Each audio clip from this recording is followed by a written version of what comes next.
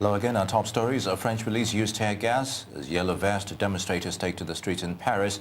Interior Minister says they will do all it takes to avoid unrest. Plus, U.S. Special Counselor Robert Mueller releases new details in the Russian collusion probe. President Trump says it will have a say, too, on the matter. Iran says the U.S. arrest warrant on Meng Wanzhou, the daughter of Huawei's founder, was an act of desperation. And Mohamed Salah scores hat-trick as Liverpool turn Bournemouth 4-0 to go top of the Premier League table.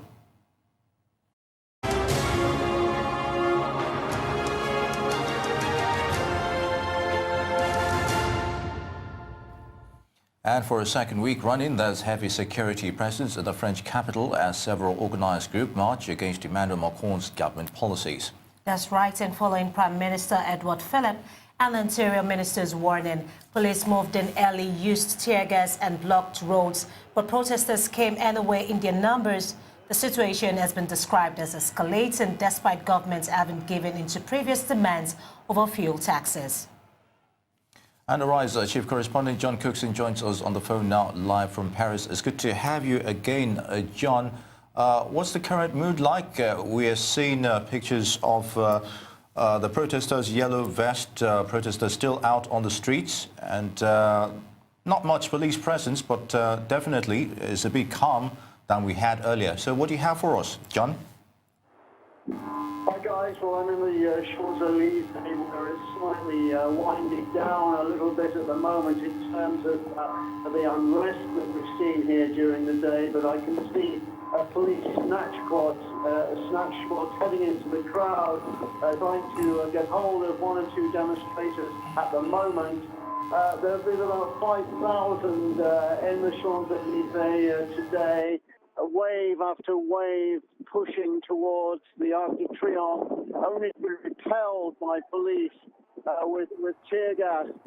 Police managing to contain things pretty much, but the Champs-Élysées, that arguably the sort of premier boulevard in the whole of France and a world icon, and resembles a battle zone this afternoon.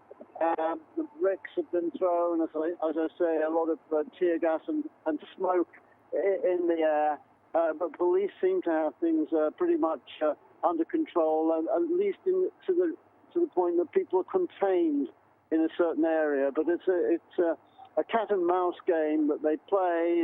The protesters move into the side streets and then suddenly turn up half a kilometre away and do their thing of shouting and chanting, Macron must resign. We're fed up, and there's a huge amount of dissatisfaction I'm feeling talking to the people. They're sick of the high unemployment rate at about 9%, and of course this tax that they really sparked this unrest, the green tax. They want the rich taxed instead, and some help for the poor, and they're fed up with the disparity between rich and poor. But this chant, Macron must go, Macron resign, must be very troubling, of course, for the French president. Guys? Okay, John, what do the protesters want?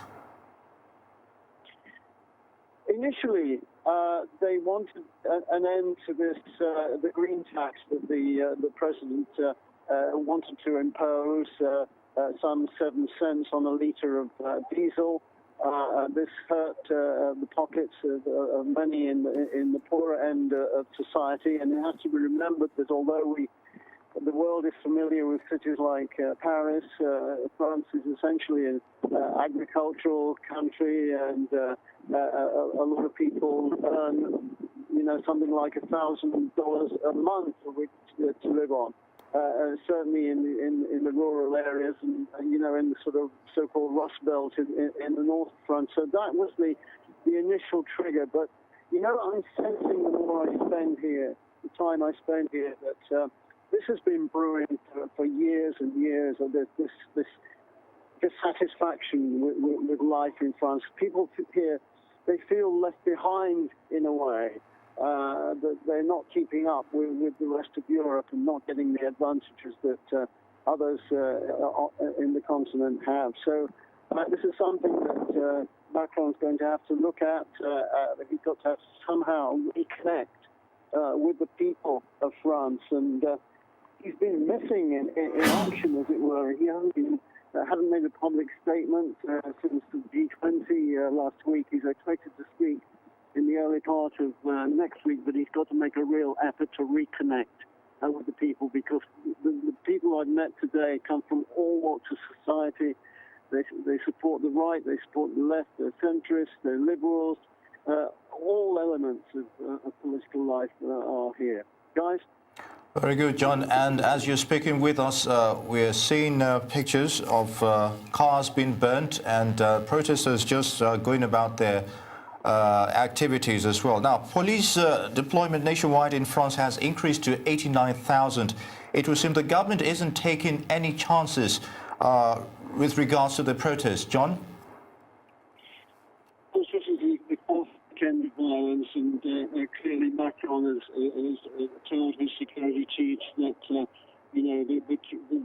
unrest has to be contained. And just remember, it's not only where I am in Paris. This sort of thing going on elsewhere, in Lyon, in Marseille, and in some of the rural towns too. This sight of burning cars and protesters is really quite extensive across France. And somehow the government has to try to resolve this. Whether it will result in Macron's resignation, we'll have to wait and see. But this is a revolution underway at the moment. How far it's going to go, we just don't know. The thing that also impresses you about this is very much an internet-led protest. There is no leader, it seems. Everyone communicates by Twitter and Facebook. It's a kind of Facebook revolution, as it were. And this is the other issue that the government has. There's no leader to talk to try to calm things down. And of course, all the time, other political parties are gaining from this, especially the likes of, say, Marine Le Pen with the newly branded National Rally Party on the right, and also the left wing also is on the rise. And all the time, Macron's popularity is just sinking. The last time I looked, it was about an 18% approval rating, one of the worst, perhaps even the worst for any French president in modern times. Guys? All right, John, speaking on Macron's popularity, can Macron turn this around, and can his government survive this? That's a big question. In theory, yes, he can. I mean, he can announce next week that he's going to tax the rich and help the poor. He can announce that he can give more wage subsidies. But the problem is, as I see it, is he himself. He seems aloof. He's a former banker. He's not a politician. He came from nowhere to lead his party just over a year ago, and was swept to victory against the right wing and surprised the world. But since then, his popularity has just gone down and down, and it's something to do with the man. He needs to connect with the people somehow. And this, he's only young, he's 40 years old, but he just seems to be not having anything in common with just ordinary French people. And that's the big bridge that he has to cross. If he can do that, he can turn it around. I suspect he may not, in which case he's in big trouble politically. Guys? Very good, John. And the million-dollar question is, will these protests end or continue? You've already mentioned the fact that these protests don't have a clear-cut leadership. John, what do you make of that? I think they will. I think that the people I've met today, and to a man and woman, have said, we want Macron to go, we want his resignation. And my sense of it is that they won't give up until he's either stepped down or given them such massive concessions that politically, he's a sort of dead president. He has U-turned too many times, really, to stay in power for very much longer. Guys?